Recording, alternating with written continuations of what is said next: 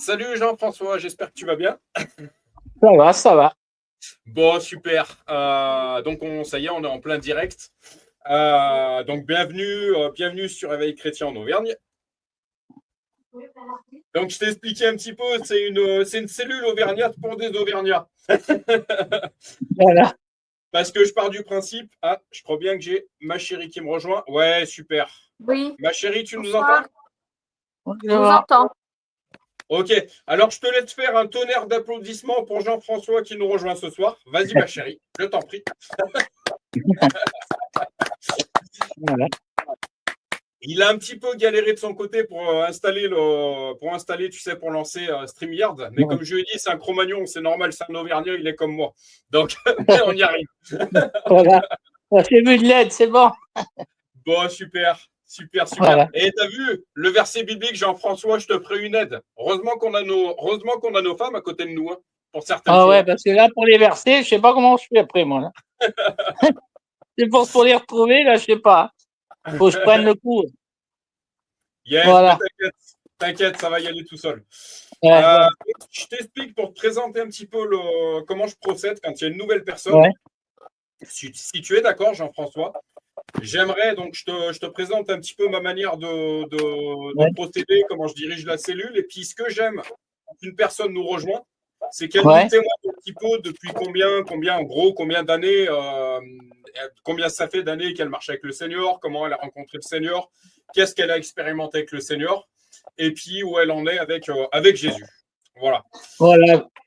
Ben, on a commencé, c'est ma femme qui a commencé. Je pars à zéro, c'est ma femme qui a commencé. Jean-François, je te coupe. Je te coupe. Oui. Juste, je te présente dans un premier temps comment je procède aux cellules. Donc, dans un premier temps, on va lancer je demande un temps de prière. Je demande un temps de prière, donc que ce soit par exemple les mains du Seigneur. Juste, dans un premier temps, j'aimerais te présenter la cellule Réveil Chrétien en Auvergne, comment je fonctionne. Donc, on fait une prière pour que ce soit vraiment guidé par le Saint-Esprit. D'accord. En deux, quand il y a une nouvelle personne qui arrive, je laisse un temps à la personne pour qu'elle se présente. En trois, je pose une question s'il y a des personnes qui ont des sujets particuliers à porter, si elles ont une révélation, si elles ont un besoin particulier, si elles ont un sujet qu'elles voudraient aborder. Et en quatre, on échange autour de la parole. Donc, je prends la Bible de manière chronologique parce qu'au moins, ça permet d'éplucher l'intégralité de la Bible et pas que des passages bibliques. Voilà. Est-ce que ça te convient? Oui, moi. Ok.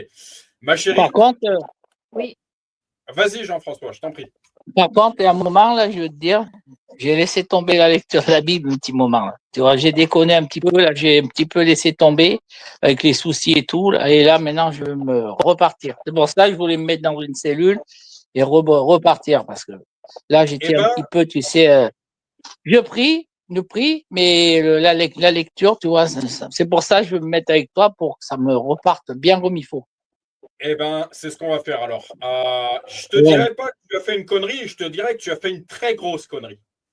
Oui, je sais. Parce que là, tu sais, j'étais pas trop bien à un moment par rapport à mon fils et tout. Toujours des soucis. Je priais et tout. Je disais, mais des fois, je disais, mais ça ne fait pas, il guérit pas. Des trucs, tu sais, dans ma tête, au moment, c'était. Voilà. T'inquiète pas, on va reprendre tout ça. Mais en fait, c'était une plaisanterie que je te faisais, c'était un clin d'œil puisque tu es dans un franc-parler. Je suis parfois dans un franc-parler aussi. Mais la parole qui dit, en fait, la parole fut chère. En fait, tout part de la parole. Ah oui. Et la base numéro 1, cette parole qui restaure l'âme. Et tu vois, tu me dis, Jean-François, depuis que j'ai eu les soucis avec mon fils, je te dirais que c'est encore plus quand tu as des soucis, que ton âme a besoin d'être restaurée. Comment aller restaurer ton âme? Avec la parole. Voilà. Je laisse le micro à ma chérie parce que ma chérie, j'aimerais que tu. Juste une chose également, Jean-François, ce qu'on prend garde, c'est de ne pas se couper la parole parce que sinon, ça devient un grand bazar. Voilà, tout est dit. Ma chérie, par contre, t'inquiète pas de mon côté, je laisse la place, je prends garde à laisser la place à parler à tout le monde. C'est pour ça que l'autre fois, je te disais que je ne suis pas forcément dans le nombre. parce que plus il y a de personnes, moins il y a de place pour les gens de parler. Et des fois, on va dire une personne avec 3-4 personnes, ça laisse justement un petit peu plus de place aux gens de parler. Voilà. Ma chérie, dans un premier temps, avant qu'on lance la prière, j'aimerais que tu... est-ce que tu as un complément à apporter à Jean-François sur ce que je viens de dire, c'est-à-dire sur la manière sur l'organisation des cellules qu'on fait et sur la nécessité de lire cette parole, sur ces 2 points précis. Vas-y, je t'en prie. Bah, ce qui est bien, c'est qu'on reprend la Bible à partir de la Genèse et on fait la continuité en fait de toute la Bible. Ça permet vraiment de lire, de relire des versets qu'on n'entend peut-être pas forcément à l'église, parce que bien souvent on retrouve les mêmes et bah, on en découvre d'autres, on découvre d'autres enseignements ou des compléments d'enseignement. Donc c'est intéressant de faire cette lecture. Ben, comme si c'était une histoire en fait, voilà, un déroulé, une histoire, du début, vers la fin. À côté de ça, il y a des fois où on va pas forcément lire, mais on va échanger autour d'un thème par rapport à ce que quelqu'un va emmener, une réflexion, une expérience et puis ça nous permet en fait d'échanger autour des versets qui s'y rapportent et puis, voilà et puis c'est vivant quoi.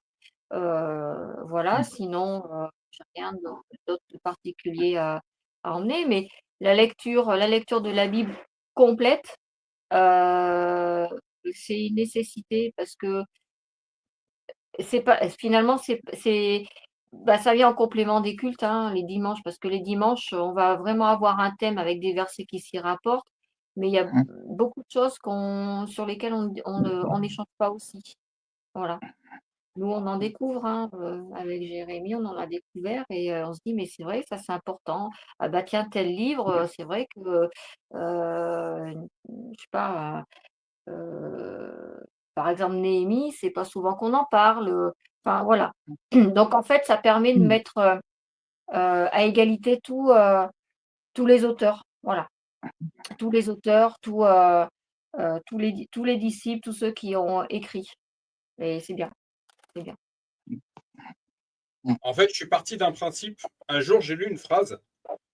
Beaucoup de pasteurs, de serviteurs de Dieu prêchent la même chose parce qu'ils ne prennent pas soin en fait de prêcher sur l'ensemble de la Bible en fait. C'est pour ça que j'ai mis un point d'orgue de vraiment la lire du début jusqu'à la fin, donc de Genèse jusqu'à Apocalypse.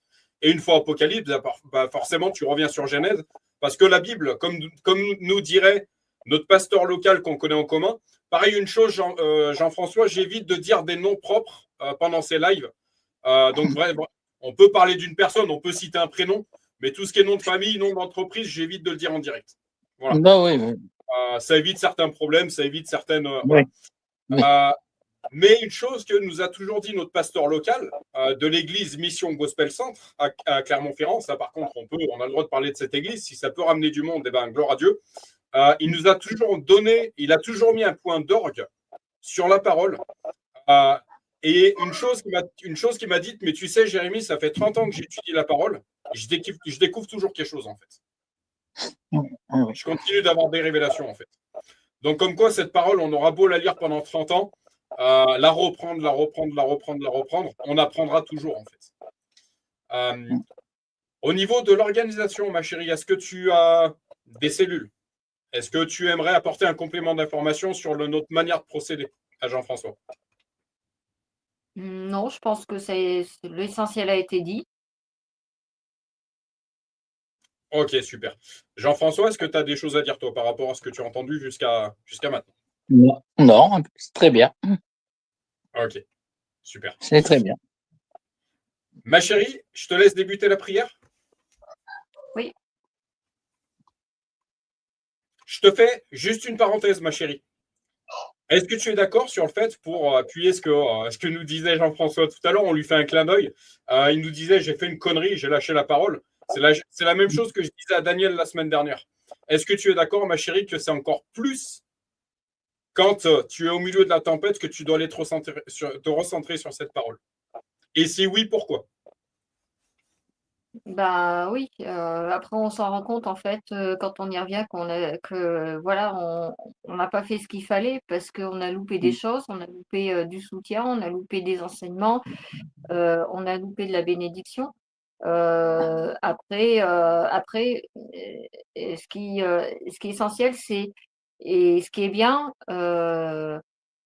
c'est de revenir et d'avoir ce besoin de revenir. Donc le fait que, comme tu disais, hem, ça t'allait pas, ça te convenait pas, tu avais besoin de revenir, et ben, ça montre bien en fait que, la parole finalement elle est, c'est une partie de nous, voilà. Dieu est une partie de nous, et quand on s'en éloigne, et ben, il nous manque quelque chose. Et donc voilà, donc il faut vraiment, avoir cette attention, et enfin, je vais pas dire ce déclic, hem, mais réaliser qu'il est important en fait de la lire, de s'en imprégner tous les jours. Une chose que j'aime bien dire, Jean-François, j'aime bien citer ce verset. Jésus qui nous dit, l'homme ne vivra pas de pain seulement, entre guillemets, nourriture humaine, mais de toute parole qui sort de la bouche de Dieu, nourriture spirituelle. C'est-à-dire, encore une fois, c'est deux natures. Nature charnelle, nature spirituelle. Tu es d'accord avec moi que si tu nourris que ton côté spirituel, tu peux faire un jeûne de 365 jours. J'ai envie de te dire, tu ne vas pas faire long feu, en fait. Oui. Faire preuve de sagesse aussi. Mais si tu nourris que le côté spirituel, d'un point de vue, ton corps humain, en fait, il va tomber en carence, en fait.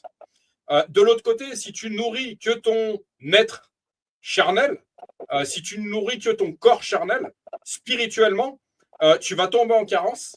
C'est pour ça que tu vas être dans un état d'âme où tu vas te sentir mal, en fait. Alors que si tu lis cette parole, si tu t'alimentes de cette parole qui restaure l'âme, tu vas voir que tu vas avoir les idées beaucoup plus claires, tu vas retrouver la paix. Jésus, on l'appelle pas le prince de paix pour rien. Venez à moi, vous tous qui êtes fatigués et chargés, je vous donnerai du repos. C'est pas pour rien, en fait. La véritable paix, on la trouve auprès du Seigneur. Mon témoignage, je pense que tu le connais plus ou moins. Enfin, peut-être qu'il y a des choses, il y a tout un tas de choses. Ça fait un certain temps qu'on se connaît tous les deux, mais je suis sûr qu'il y a des sujets qu'on n'a pas encore abordés tous les deux. Je ne sais pas déjà si tu sais qu'avant d'arriver en Christ, certains psychologues, psychiatres m'avaient catalogué bipolaire. Je ne sais pas si c'est une chose que tu sais de ma personne. Oui, tu avais témoigné une fois, Jérémy, de ça. Je t'en avais parlé, je crois. Ok. Je ne sais pas si tu étais présent le jour où Christelle a témoigné devant toute l'Assemblée et qu'on a témoigné tous les deux, en fait, que j'ai témoigné que ce n'était pas un psychiatre, ce n'était pas un psychologue qui m'avait guéri. C'était Jésus. Ouais, ça, soit j'y étais pas, je ne me rappelle pas, comme tu sais, des fois, je garde mon fils. Et je crois que ma femme m'en avait parlé, Eliane, de ça, là. Vous aviez témoigné. Eh bien, je te rapporte l'information. Pendant des années, avant d'arriver en Christ, mon vécu, tu le connais plus ou moins, ex-enfant de la DAS. On en a déjà parlé tous les deux. 1 an, je n'étais plus chez mes parents. 15 ans, j'étais plus chez ma mère. Enfin, je perdais ma mère d'adoption. Le restant de mon adolescence, je la finissais dans un foyer lyonnais.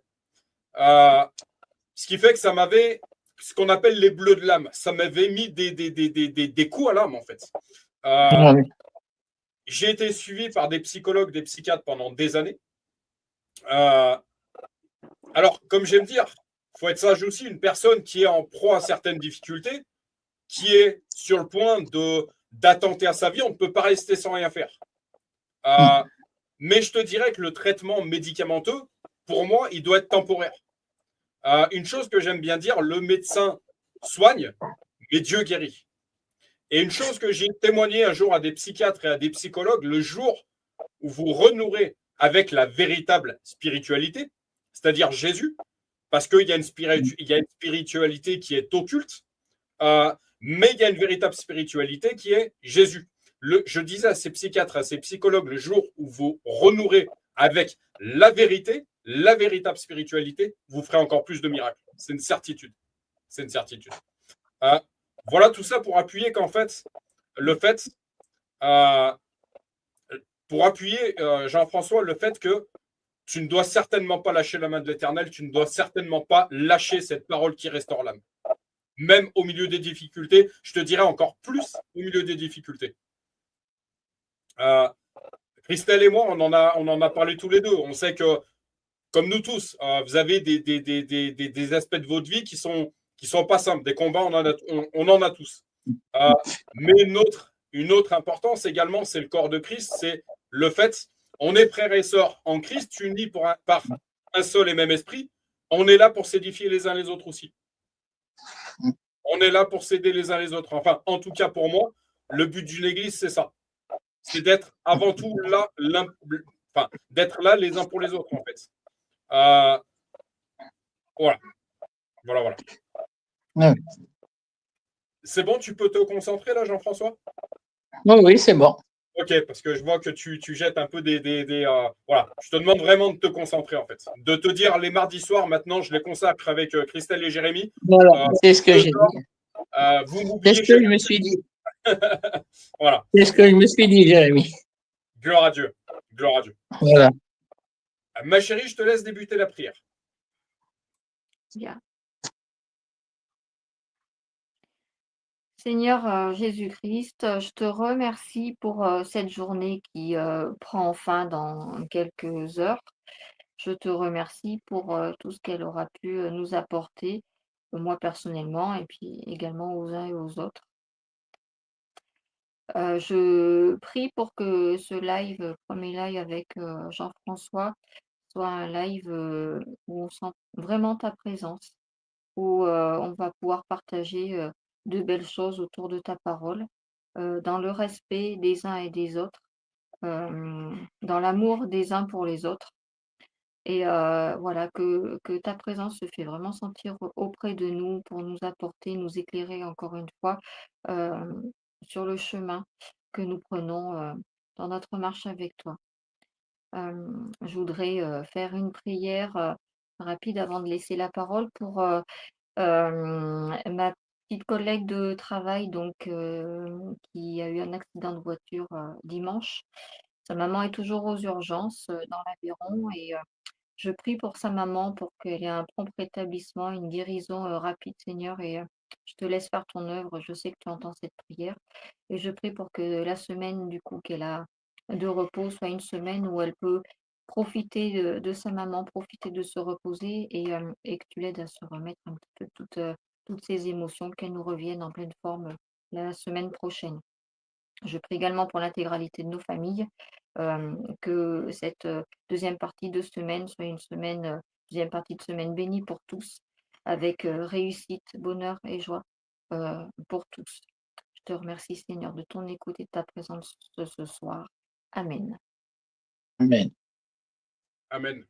Amen, amen. Amen. Ma chérie, une chose que j'aimerais t'apporter également, je pense que je te l'ai déjà dit. Est-ce que tu as le prénom de la maman? Non, je ne l'ai pas. Ok. Tu sais que Dieu nous connaît tous par notre nom. C'est écrit dans la parole. C'est pour ça que quand tu pries pour une personne, je te le répète, je te l'ai peut-être déjà dit, quand tu pries pour une personne, quand on te demande, demain tu rencontres une personne qui te dit, bah tiens, est-ce que tu peux prier pour cette personne? Je sais que tu es chrétienne, est-ce que tu peux prier pour cette personne? La première chose à faire, tu demandes le prénom. C'est pour ça qu'on dit que Jésus est le nom au-dessus de tout nom. Abraham devient Abraham, etc. Tout part du nom, en fait. Ouais. Et quand tu veux orienter ta prière, quand tu veux prier pour une personne, prie avec son prénom. Ouais. Jean-François, je te laisse prier. Ben, Seigneur, merci pour ce moment qu'on va passer avec Jérémy et la femme âgée. Parce que comment c'est son nom, ta femme, Jérémy? Je ne sais pas. Et vraiment, Christelle, voilà. Christelle. Et vraiment, merci, Christelle. Et que vraiment qu'on passe un bon moment avec la parole de Dieu. Vraiment, merci, Seigneur. Et que ça me fasse du bien. Ça. Merci, Seigneur. Amen. Amen et amen. Amen. Amen. Ma chérie, est-ce que tu veux prier pour Jean-François? Seigneur Jésus-Christ, tu entends nos prières, tu réponds à chacune de nos prières. On a la joie de trouver Jean-François ce soir pour le live et il veut rester voilà, avec nous sur cette cellule, dans notre petit groupe. J'aimerais prier pour lui, Seigneur. Euh, toi qui, euh, Toi qui es notre consolateur et notre sauveur, je sens que Jean-François est en proie à une tristesse, je le sens un peu, voilà, un peu désemparé, un peu, voilà, pas en joie. Je voudrais en fait que tu le portes, Seigneur, que tu le soutiens dans les épreuves de sa vie et que tu guéris son cœur, que tu guéris son âme, que tu guéris l'ensemble de sa personne en lui donnant et en lui montrant que en toi tout est possible, que tu nous as laissé cette espérance de la vie, de la vraie vie qu'on va vivre avec toi et que c'est ce qu'il attend, c'est ce qu'il attend aussi tous les membres de sa famille. Je prie pour son fils, Seigneur.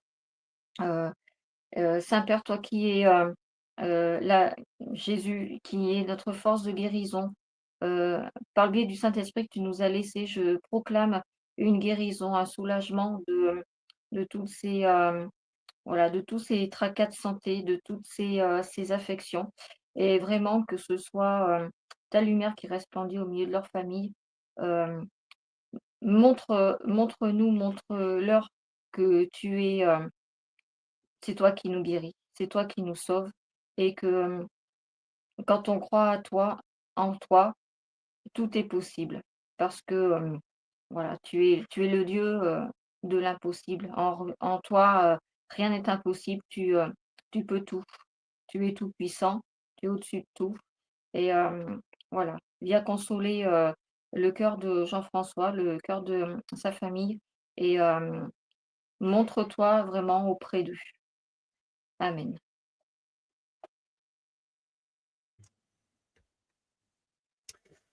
Seigneur Jésus, je te remercie pour.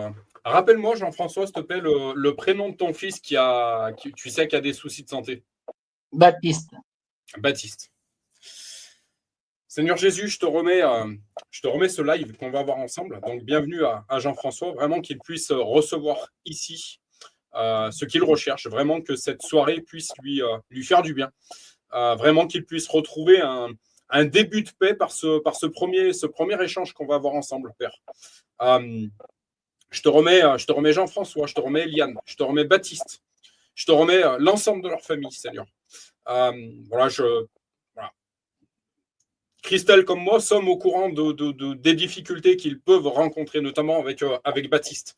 Vraiment, il y a il y a un message que j'écoutais qui est pour toi, Jean-François. En fait, ne jamais douter que Dieu entend chacune de nos prières. Et ça fait longtemps qu'on prie pour Baptiste. Jean-François, tu le sais tout comme moi. Mais il y a ce qu'on appelle le timing divin, en fait. C'est-à-dire que ce n'est pas parce que ce n'est pas encore visible que ce n'est pas activé dans les lieux célestes. Tu as ce verset, ce qui est délié sur terre est délié dans les cieux, et ce qui est délié dans les cieux est délié sur terre. Ce n'est pas parce que ce n'est pas encore visible, encore une fois, que c'est pas activé dans les lieux célestes et que ce n'est pas en cours de préparation. Donc, Seigneur Jésus, tu connais cette situation. Et je voudrais remettre Baptiste, encore une fois, entre tes mains, Seigneur. Tu sais, tu connais ces soucis de santé auxquels qu'il doit régulièrement affronter. Voilà, tu es le Dieu qui guérit. Tu es le Seigneur qui guérit. Voilà, j'active cette guérison dans le nom de Jésus pour Baptiste. J'installe également en Jean-François une nouvelle soif de ta parole, vraiment qu'il puisse comprendre que tout part de ta parole, la parole plus chère. Tout part de ta parole. Donc, vraiment qu'une soif nouvelle puisse naître en Jean-François et qu'on puisse, guide-nous, Christelle, moi-même et toutes les personnes qui viendraient se connecter ici, guide-nous pour le réconforter, l'équiper, le renouveler, le régénérer, Seigneur. Mais Saint-Esprit, tu continues de faire une œuvre particulière au milieu de cette famille et en mon Jean-François, dans le puissant nom de Jésus, que ce live soit complètement guidé par ton esprit, Seigneur. En ton saint nom, Jésus, j'ai prié. Amen et Amen. Amen. Une autre chose que j'aimerais te faire part également, Jean-François, c'est pourquoi j'enregistre chacun de ces lives et pourquoi j'en fais des vidéos. Parce qu'en fait, chaque échange qu'on peut avoir, en fait, bénira d'autres personnes, c'est une certitude. Et de ton côté également, ça te permet de reprendre les vidéos parce que, comme j'aime dire, quand on est quand on est la tête dans le guidon, quand on échange, et ben, si tu veux, le fait de réécouter ce qu'on aura échangé ce soir, en fait, ça va t'apporter encore plus, ça va t'apporter des choses supplémentaires, en fait. Ouais. Des fois, de prendre conscience, de dire, bah tiens, j'ai dit ça ce soir-là. De vraiment, voilà, ça permet de prendre conscience de façon supplémentaire, je dirais. Voilà. Voilà. La question que j'aimerais te poser, puisque tu es notre, notre petit nouveau, est-ce qu'il y a un sujet est-ce que depuis qu'on s'est vu dimanche, est-ce que tu as eu une révélation?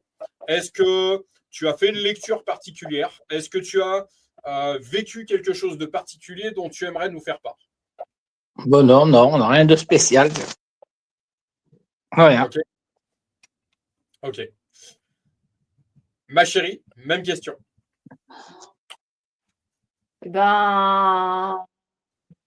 Tous les jours, je le dis, mais à chaque fois, je pense que je le dis, rien que le fait d'avoir le souffle de vie après une journée de labeur et se réveiller le lendemain, c'est une grâce. Donc, c'est la première des expériences qu'on a voilà, chaque jour.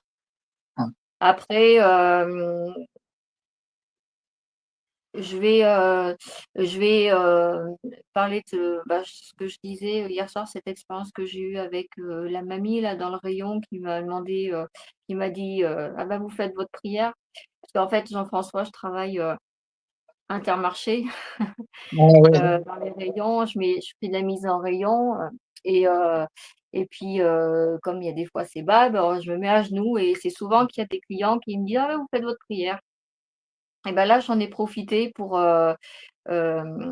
parler avec une mamie. Je dis une mamie, enfin une dame de 70 ans à peu près. Donc elle m'interpelle, elle me dit: «Ah mais vous faites votre prière?» Alors je la regarde, je lui dis: «Bah oui et vous la faites pas votre prière?» Je lui dis: «Moi je suis chrétienne, je la fais tous les jours». Elle me dit: «Ah ben non, moi j'ai eu fait, j'ai été à l'école chez les sœurs, je sais ce que c'est et tout, mais maintenant moi je lui dis: «Bah, vous devriez, reprendre la prière parce que Jésus va vous bénir et il faut pas lâcher sa main». Voilà et puis sur ce, elle m'a dit: «Bah, je vous remercie, au revoir», voilà. Donc en fait, voilà, c'est des petites expériences qu'on a un petit peu tous les jours. Après, voilà, je vais pas cette fois-ci, je vais pas aller plus loin que ça parce que la dernière fois, j'ai un petit peu monopolisé les échanges parce que j'avais eu une belle expérience aussi. Donc voilà, mais en fait, tous les jours, finalement, on se rend compte que petit bout par petit bout, ben, Dieu nous accompagne. Voilà. Amen. Amen. La chose que j'aimerais te faire part également, Jean-François, c'est sens-toi vraiment libre. En fait, on a un groupe d'amis qui se retrouvent autour de Jésus et autour d'un café. C'est vraiment ça le modèle des cellules, en fait. Voilà, c'est pas. Et par contre, je te demanderai de te concentrer, mon Jean-François. D'accord. Madaniel, comment vas-tu? Attends, je te réactive ton micro. Madaniel, comment vas-tu? Ouais, ça va. Merci, Jérémy. Super, gloire à Dieu. On vient tout juste de débuter parce que du coup, il y avait un petit peu de retard. Ah bon? Donc voilà, donc tu n'as rien loupé, si ce n'est que je te demanderai du coup la prière. Vas-y, Madaniel. Ouais, il me met dans le vif du sujet là. Yes. Notre Dieu, notre Père, nous te rendons grâce. Nous te rendons grâce et nous te bénissons. Te remercions pour ces moments d'édification ensemble où nous pouvons parler de toi, évoquer ta parole, où ton esprit est agissant en chacun de nous. Nous te remercions pour tous tes bienfaits. Et nous nous en remettons à toi pour cette soirée, te demandant de diriger toutes choses, de diriger nos pensées, nos langues aussi, notre façon de parler, que tout soit vécu à ta gloire. Nous nous réjouissons pour ce moment et nous t'adorons. Au nom du Seigneur Jésus, Amen. Amen. Amen. Amen. Donc, ma Daniel, on a un heureux invité heureux invité, on intègre Jean-François parmi nous, qui fait partie de notre église locale. Ah, Voilà. d'accord. Donc, je te laisserai lui faire un tonnerre d'applaudissements. Voilà. Bravo. Jean-François, donc, je te disais que quand on a un nouvel invité, comme ça te permet, comme ça, Daniel, donc Daniel est du côté de l'Alsace, elle. Ah, d'accord. Voilà. Donc ce soir, je pense qu'on va faire un petit peu plus présentation. Voilà, en tout cas, il y aura un temps pour ça. Donc Jean-François, j'aimerais que tu nous témoignes, que tu te présentes un peu qui tu es, depuis quand tu marches avec le Seigneur, qu'est-ce que tu as expérimenté avec le Seigneur. Voilà. Vas-y, à toi.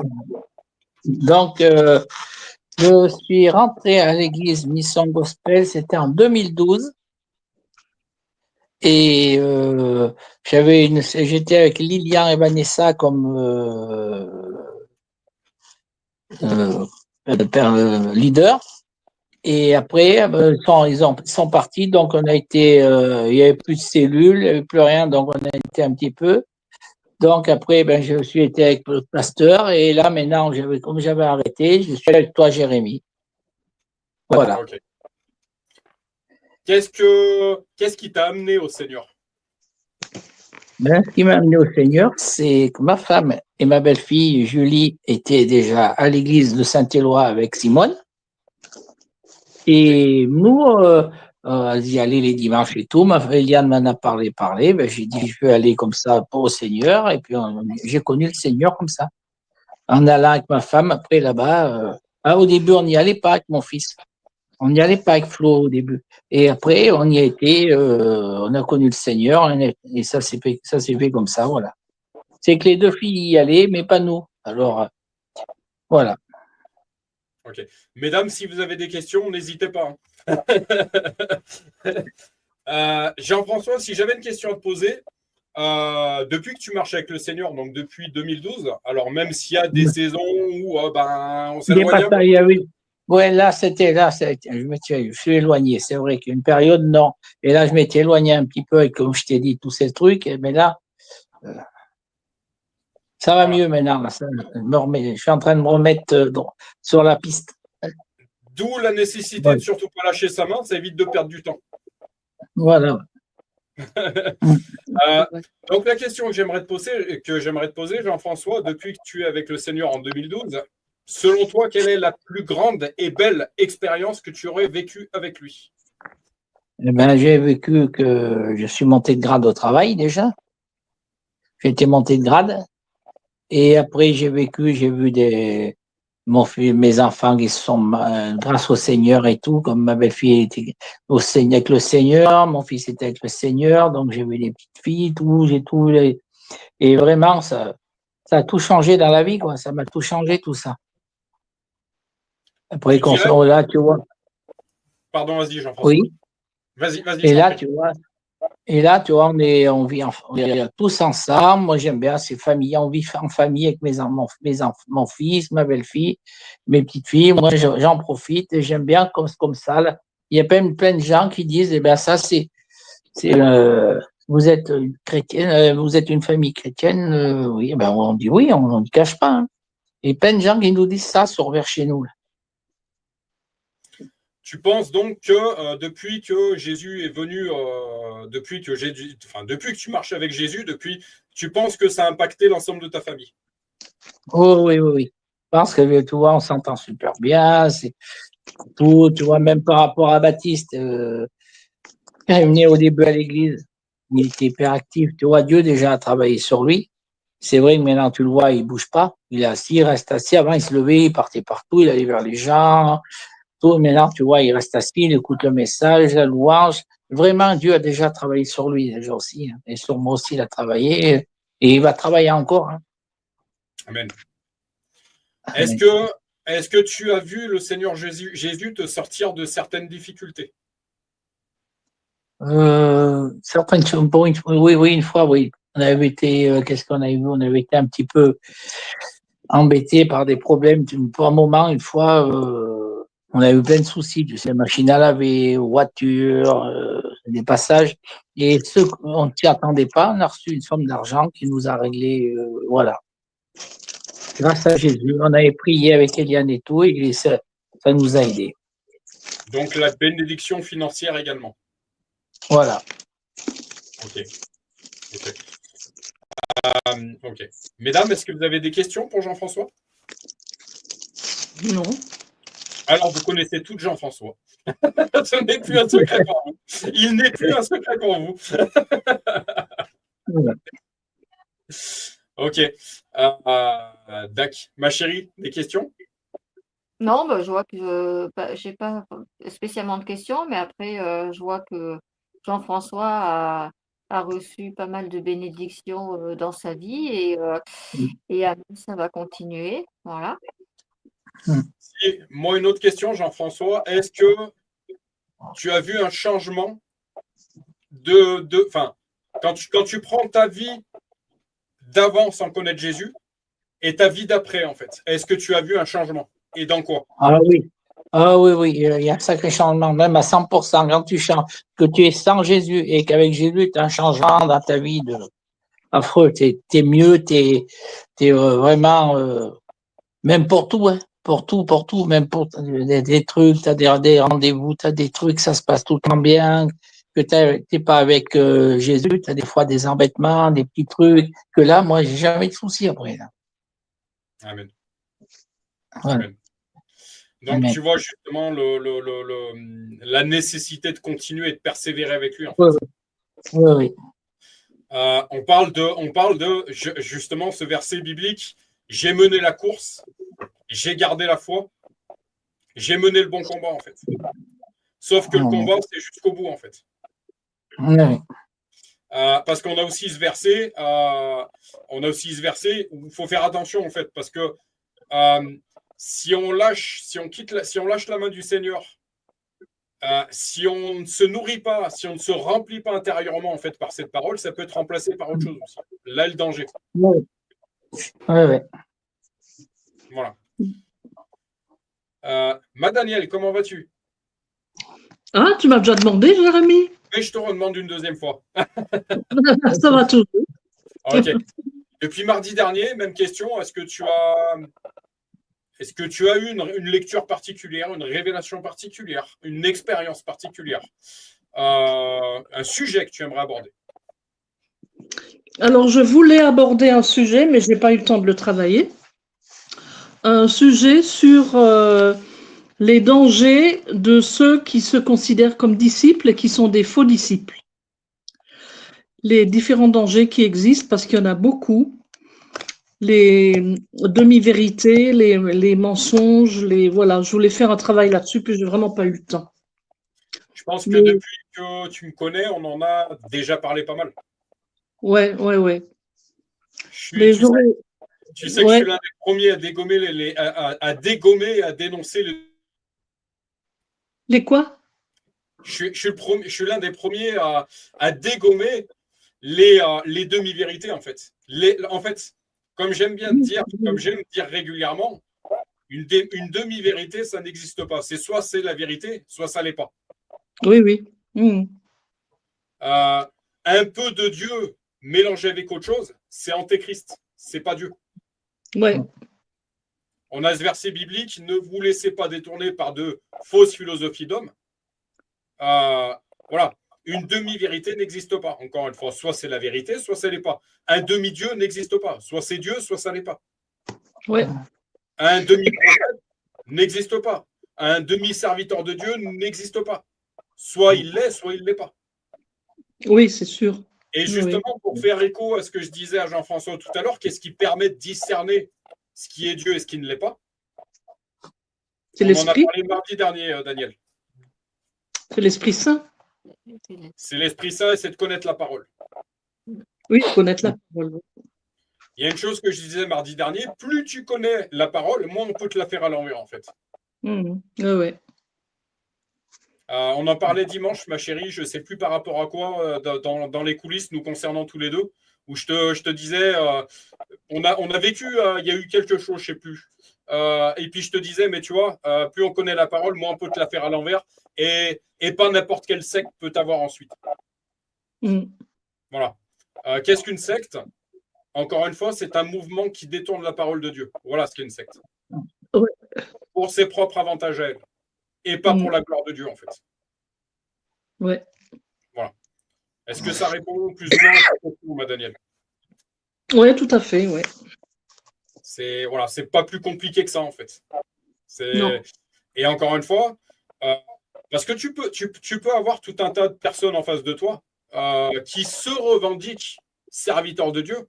Et bien, si tu veux savoir si cette personne est un véritable serviteur de Dieu et si ce qui sort de sa bouche est de Dieu, bah va scruter la parole. Ok, cette personne a dit ça. Ok, mais qu'est-ce que dit cette personne? Qu'est-ce que dit la parole par rapport à ce que m'a dit cette personne? Si c'est écrit dans la parole, alors ok, c'est de Dieu, il n'y a pas de doute. Si c'est pas écrit, par contre, ben, c'est pas de Dieu en fait. Ouais. C'est pas plus compliqué. C'est pas plus compliqué. Encore une fois, Jean-François, comme je disais à Jean-François tout à l'heure, tout part de la parole.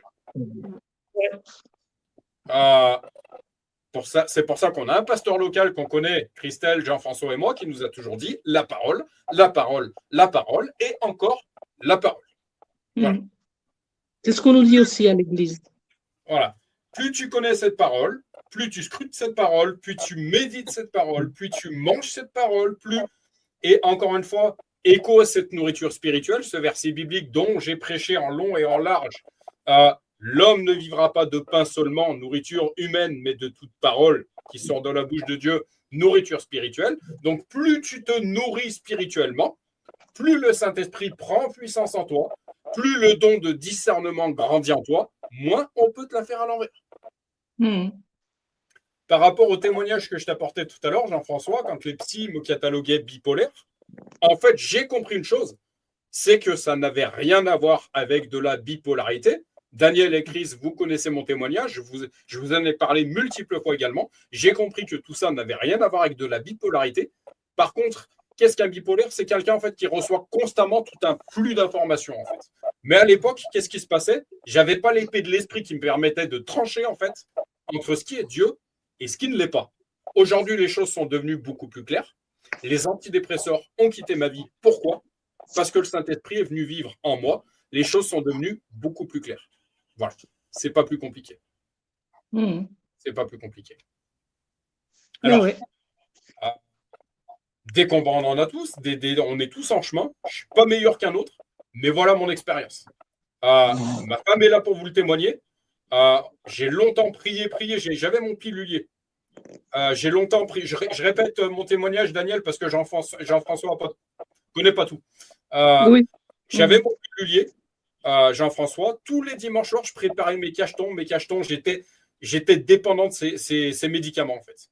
Et j'ai longtemps prié, Seigneur, sors-moi de là. Un matin, Jean-François, la femme qui est à côté de moi, qui partage ma vie, peut te le confirmer. Un matin, je me suis réveillé, les antidépresseurs ne faisaient plus partie de ma vie. Je suis incapable de vous dire comment, ni le jour. Ça avait tout simplement, miraculeusement, parce que pour moi, c'est de l'ordre du miracle, parce que j'en étais quand même à des médecins qui me faisaient des piqûres pour me calmer. Encore une fois, la femme qui est ici présente, Christelle, peut vous le confirmer. Pour moi, c'est de l'ordre du miracle. Ces médicaments avaient quitté ma vie. Depuis, Jean-François, j'ai perdu 20 kilos. Parce que ces antidépresseurs avaient fini par me faire prendre du poids. Encore une fois, je le répète pour toute personne qui écoutera ce témoignage par la suite, une personne qui est susceptible de se mettre en danger, une personne qui va très mal, on ne peut pas rester sans rien faire. Dans ce cas-là, le traitement médicamenteux est judicieux. Encore une fois, je le répète, je ne suis pas médecin, ni psychologue, ni psychiatre. Par contre, j'expérimente Jésus dans ma vie. Voilà mon témoignage. Mais c'est qu'une personne qui est en danger, on ne peut pas la laisser en danger. Le médicament, il est là pour contrôler cette situation de danger. Il est là pour étouffer certains flux de pensée, justement, dont la personne ne sait pas quoi faire. Elle n'est pas équipée pour... cette personne n'est pas équipée pour contrôler tout ça. On ne peut pas rester sans rien faire. Je suis d'accord.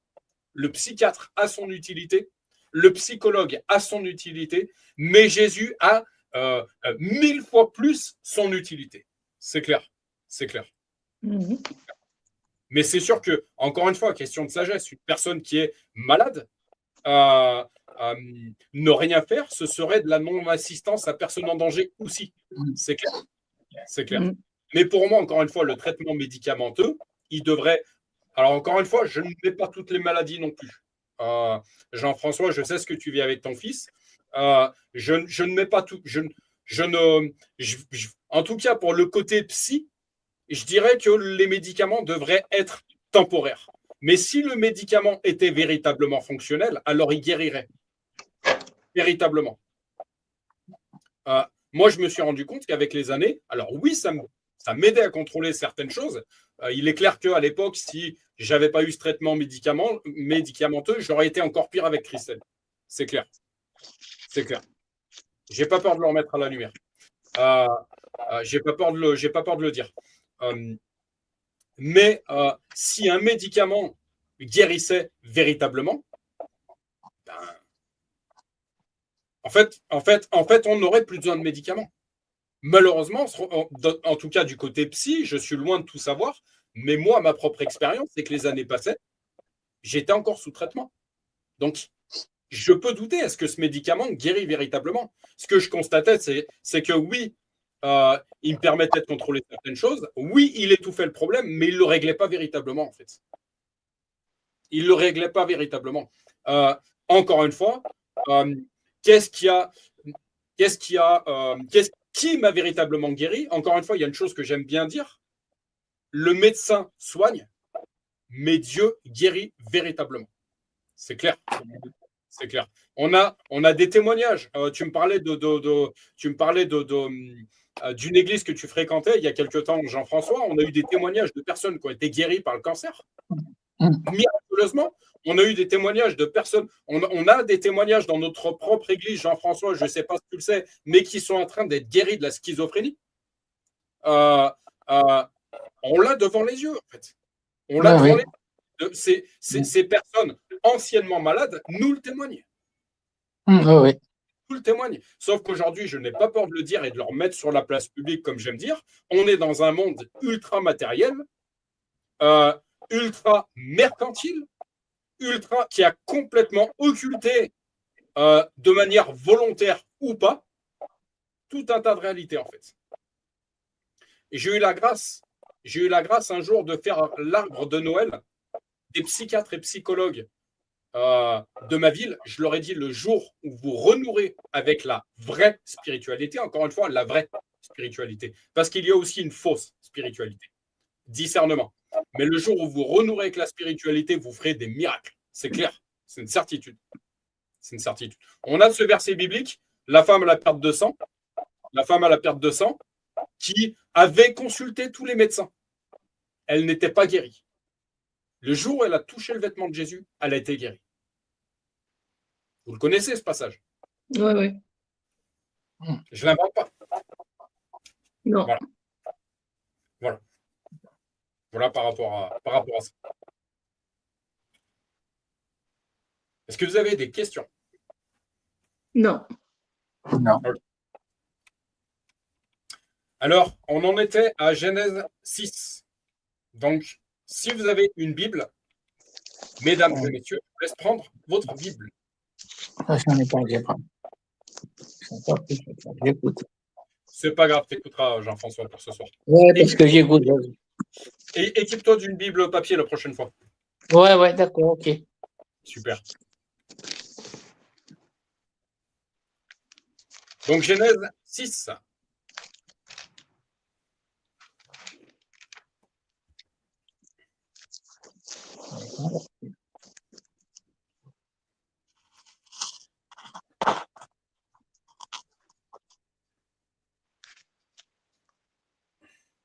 Quand c'est bon pour vous, vous me dites, mesdames. Moi, c'est bon. Ok. C'est bon. Alors, Daniel, je te laisse lire tout le chapitre 6. On ne prend pas le TGV, on ne prend pas le train. Tu prends le temps de lire. Si, encore une fois, comme j'aime dire, l'esprit te fait bip, tu nous en fais part. Si l'esprit fait bip à Jean-François, si vous avez une révélation, si vous sentez que ça monte et puis que vous avez des choses à dire, alors on ne se coupe pas la parole comme ça, c'est clair. Les discussions sont fluides, mais on n'hésite pas à faire bip. Voilà, ça va être le nom de code. Et puis on échange autour de tout ça. Vas-y, ma Daniel. C'est la version Darby, hein. Sans problème. Et il arriva, quand les hommes commencèrent à se multiplier sur la face de la terre, et que les filles leur furent nées, que les fils de Dieu virent les filles des hommes, qu'elles étaient belles, et ils se prirent des femmes entre toutes celles qu'ils choisirent. Et l'Éternel dit, mon esprit ne contestera pas toujours avec l'homme, puisque lui n'est que chair, mais ses jours seront 120 ans. Les géants étaient sur la terre en ces jours-là, et aussi et aussi après que les fils de Dieu furent venus vers les filles des hommes, et qu'elles eurent donné des enfants. Ceux-ci furent les vaillants hommes de jadis, des hommes de renom. Et l'Éternel vit que la méchanceté de l'homme était grande sur la terre, et que toute l'imagination des pensées de son cœur n'était que méchanceté en tout temps. Et l'Éternel se repentit d'avoir fait l'homme sur la terre, et il s'en affligea dans son cœur. Et l'Éternel dit, j'exterminerai de dessus la face de la terre l'homme que j'ai créé, depuis l'homme jusqu'au bétail, jusqu'aux reptiles et jusqu'aux oiseaux des cieux, car je me repens de les avoir faits. Mais Noé trouva grâce aux yeux de l'Éternel. Ce sont ici les générations de Noé. Noé était un homme juste, il était parfait parmi ceux de son temps. Noé marchait avec Dieu, et Noé engendra 3 fils, Sem, Cham et Japheth. Et la terre était corrompue devant Dieu, et la terre était pleine de violence. Et Dieu regarda la terre, et voici, elle était corrompue, car toute chair avait corrompu sa voie sur la terre. Et Dieu dit à Noé, la fin de toute chair est venue devant moi, car la terre est pleine de violence à cause d'eux. Et voici, je vais les détruire avec la terre. Fais-toi une arche de bois de gopher. Tu feras l'arche avec des loges, et tu l'enduiras de poids en dedans et en dehors. Et c'est ainsi que tu la feras. La longueur de l'arche sera de 300 coudées, sa largeur de 50 coudées et sa hauteur de 30 coudées. Tu feras un jour à l'arche et tu l'achèveras en lui donnant une coudée d'en haut. Et tu placeras la porte de l'arche sur son côté. Tu y feras un étage inférieur, un second et un troisième. Et moi, voici, je fais venir le déluge d'eau sur la terre, pour détruire de dessous les cieux toute chair en laquelle il y a esprit de vie. Tout ce qui est sur la terre expirera. Et j'établis mon alliance avec toi, et tu entreras dans l'arche, toi et tes fils, et ta femme, et les femmes de tes fils avec toi. Et de tout ce qui vit de toute chair, tu feras entrer dans l'arche 2 de chaque espèce, pour les conserver en vie avec toi. Ce seront le mâle et la femelle, des oiseaux selon leur espèce, et du bétail selon son espèce, de tout reptile du sol selon son espèce. 2 de chaque espèce entreront vers toi, pour les conserver en vie. Et toi, prends de tout aliment qui se mange, et tu en feras provision près de toi. Et cela vous sera pour nourriture à toi et à eux. Et Noé le fit. selon tout ce que Dieu lui a commandé, ainsi il le fit. Amen. Amen. Est-ce que Amen. dans cette lecture, il y a quelque chose qui vous a parlé? La violence qu'il y a sur la terre à l'époque, il y a la même actuellement chez nous. Hein. Voilà. Ouais. Le fait que Dieu dit au verset 1, non, au verset 3, mon esprit ne restera pas toujours dans l'homme. Donc en fait, il s'en va de l'homme parce qu'en fait, il dit que l'homme n'est que chair et donc il lui réduit ses jours. Ses jours seront de 120 ans. On avait vu les autres versets que toute la généalogie avant Noé, il rejoignait le Seigneur à 500 ans, 800 ans, 600 ans. Et là, le Seigneur juge que l'homme n'est que chair. Donc en fait, quelque part, il met complètement de côté la partie spirituelle de l'homme, Ouais. justement à toutes les violences dont il fait preuve sur terre. Mm. Il y a une deuxième chose qui m'interroge, mais qui me perturbe.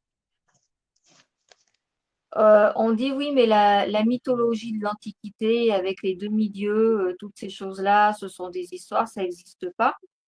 Mais en fait, dans le récit, on se rend compte que ces héros de l'Antiquité ont bel et bien existé. Verset 4. Les géants étaient sur la terre en ces temps-là, après que les fils de Dieu furent venus vers les filles des hommes. Donc les fils de Dieu, en fait, dans l'histoire de l'Antiquité, les demi-dieux, ce sont des dieux qui ont épousé des femmes, des humaines, quoi, des femmes, voilà, de la terre. Et du coup, l'alliance des deux a engendré des demi-dieux. Et ces demi-dieux, tels que par exemple, je pense à Hercule, par exemple, Persée, et ben, on voit que finalement, ils ont existé parce que dans le verset 4, c'est marqué, ce sont les héros qui furent fameux dans l'Antiquité. Donc ça ouais, je me dis, bah finalement, ce qu'on dit qui est faux, bah non, c'est juste, c'est écrit.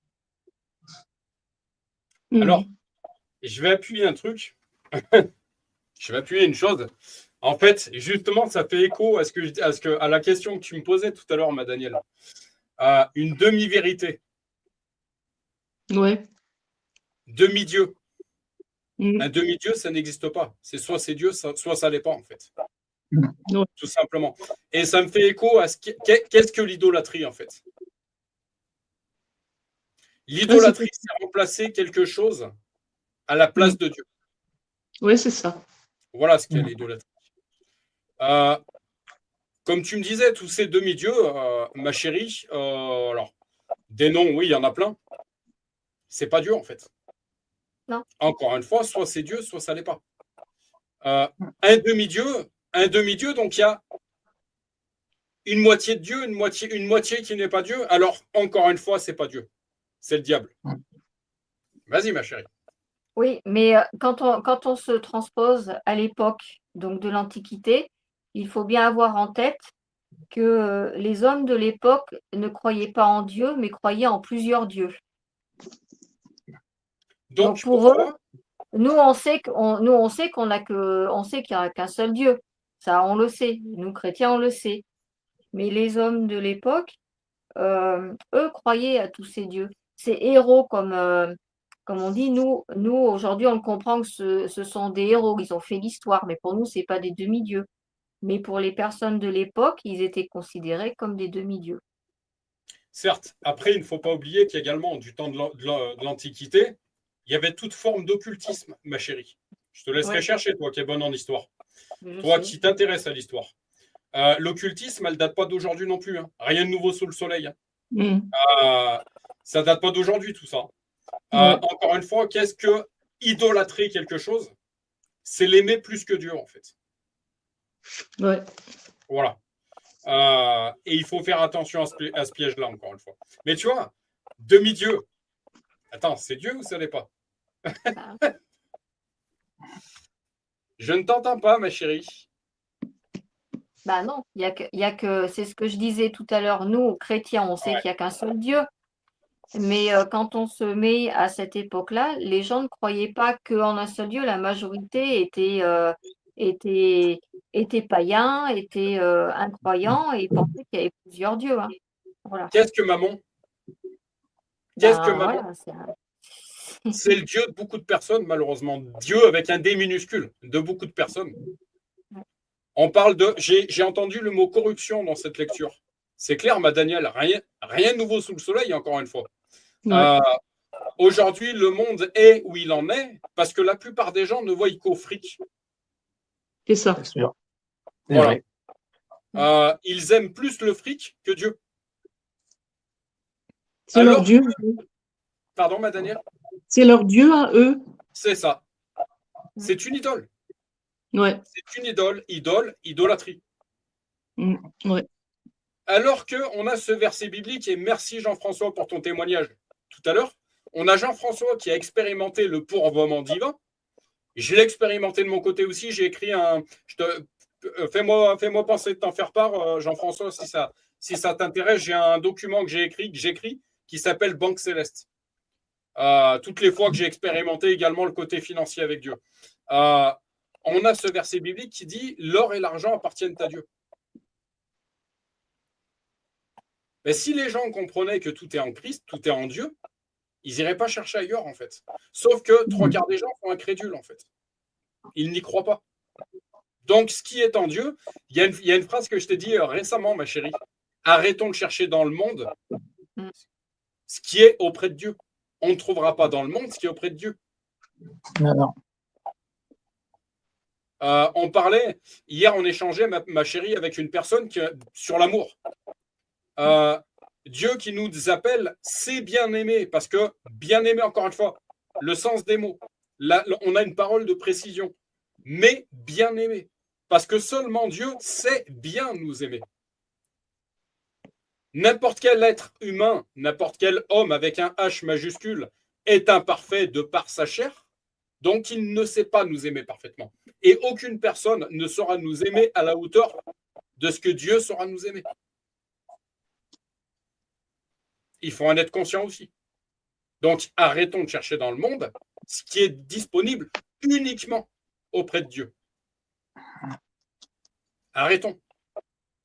Arrêtez. Sachez que je suis Dieu, maître des nations. Voilà. On parlait de l'idolâtrie multiple. Quelqu'un malheureusement, soyons dans un franc-parler, ce n'est pas un jugement, mais certaines personnes, à 7h du matin, sont déjà au bar, en train de boire un Ricard, parce que malheureusement, leur Ricard, c'est devenu leur idole, en fait. Est-ce que c'est le bon palliatif? Je ne suis pas sûr. Non. Mais certaines personnes, malheureusement, c'est pour ça que compassion, amour même auprès de ces personnes, certaines personnes n'ont trouvé que ce palliatif-là pour oublier leurs soucis. Alors que si elles connaissaient Jésus, si, comme je te disais, Jean-François, si elles se nourrissaient de cette parole qui reste en là, beaucoup ne seraient pas dans l'alcool, oui, c'est sûr. dans la drogue, beaucoup ne seraient pas dans tout ça, en fait. Parce que le bon palliatif, le palliatif parfait, c'est qui? C'est Jésus.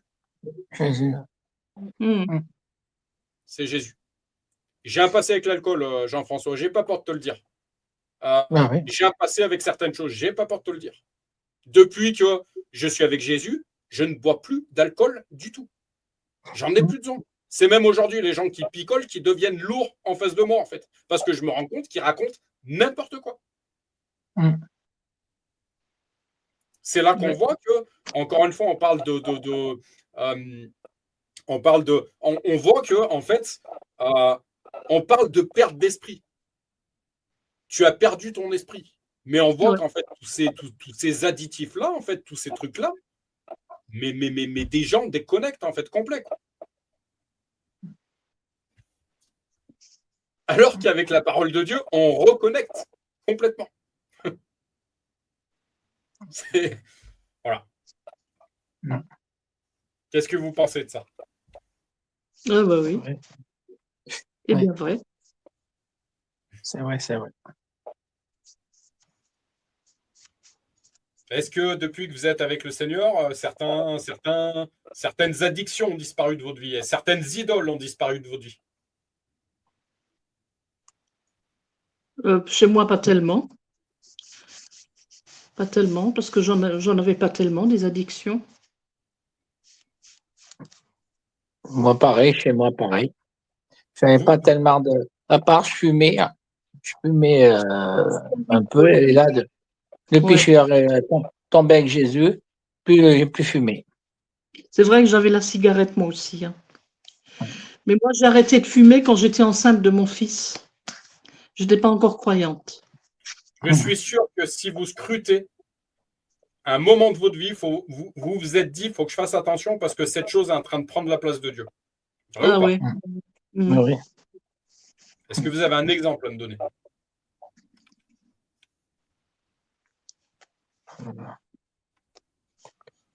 Difficile.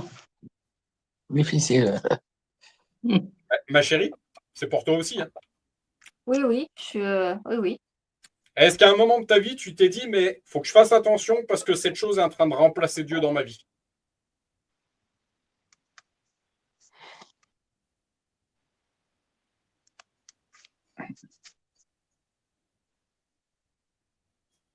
Ben, vous êtes parfait, j'ai plus rien à vous enseigner en fait. Ben voilà, hein. Nous sommes parfaits en Dieu. Certes, mais on lit bien dans cette lecture, ma chérie, que la chair est corrompue. La Ouais, chair est faible, mais Bah, l'esprit est bien disposé. ouais. Donc, on est, vous m'excuserez et tu m'excuseras, ma chérie, on lutte tous contre la chair. Tous. La Mm. personne qui me dit qu'elle est habitée par le Saint-Esprit, qui ne lutte pas contre sa chair, je ne la crois pas. Je ne la crois pas. À un moment ou à un autre, tu luttes contre ta chair. Je crois que c'est Saint Paul. Il m'a laissé une écharpe de Satan pour éviter que je m'enorgueillisse. Saint Paul, s'il vous plaît. Si lui le dit, vous m'excuserez. Hein.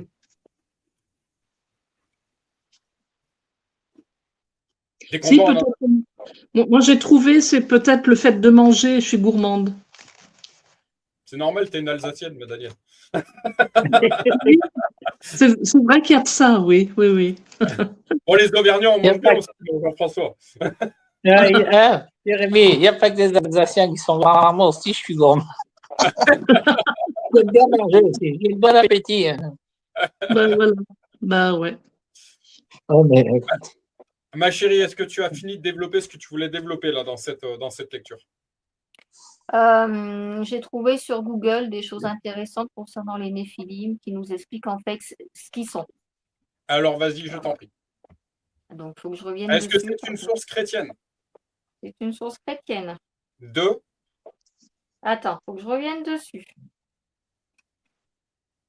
Parce qu'attention, je vous mets en garde aussi tous, attention à Google. Il y a aussi du discernement à avoir. Il y a de Dieu, mais il y a aussi du diable sur Google. C'est sûr. ouais. Il faut que je revienne dessus.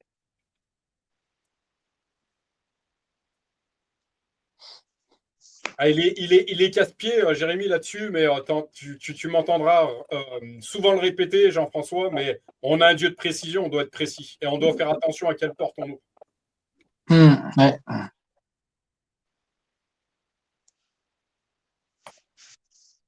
Je ne sais pas si je t'en ai parlé, Jean-François, mais je suis passé par le spiritisme avant d'arriver à Jésus. Ouais. Donc, tout ce qui est réincarnation, tout ce qui est. Enfin, voilà. Et j'ai expérimenté certaines choses. Ah bon? Ouais. Ma chérie, je t'en prie. Je ne retrouve pas le. Ah, attends.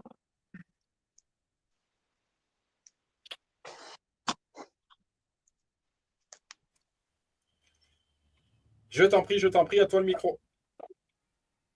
Oui, encore faut-il que je retrouve ce que j'avais trouvé d'intéressant. Continuez, je cherche. Hein. Ok. Je vous appelle Alors, quand j'ai retrouvé. moi, j'aimerais, pour ramener un petit peu d'amour au milieu de tout ça et de belles choses au milieu de tout ça, j'avais relevé un verset précis de cette lecture-là, qui est Genèse 6, 1 et 2. Je vous le lis. Lorsque les hommes eurent commencé à se multiplier sur la face de la terre et que des filles leur furent nées, les fils de Dieu virent que les filles des hommes étaient belles. Et ils en prirent pour femmes, parmi toutes celles qu'ils choisirent. Alors, je vais oser le dire au milieu de ces dames, Jean-François, quelle belle créature qu'est la femme. Ça, c'est sûr. Ça, c'est sûr. Vas-y, ma chérie. Je vois que tu lèves le doigt. Ouais. En fait, Néphilim, ça vient, quand on le traduit, ça veut dire ceux qui sont tombés. Et Néphilim vient de la racine hébraïque Naphal, signifiant tomber. La littérature juive interprète ces racines dans le sens d'une déchéance. Les Néphilim seraient des anges déchus, comme Satan qui est un ange déchu. Tout à fait. On les décrit comme étant effectivement très grands. Dans Nombre 13, 31, 33,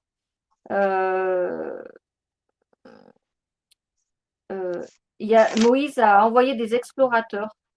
Et ces explorateurs trouvèrent les fils d'Anak de si grande taille qu'ils se comparaient eux-mêmes à des sauterelles. C'étaient donc des géants.